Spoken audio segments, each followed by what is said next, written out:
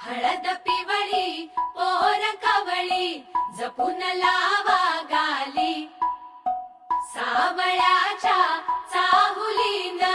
पार ढवळी झाली हे गजर झाला दारी साजनाची स्वारी आली लाज गाली आली मन झालं धुंद वाजिंद ललकारी ग फिरतीचा गंध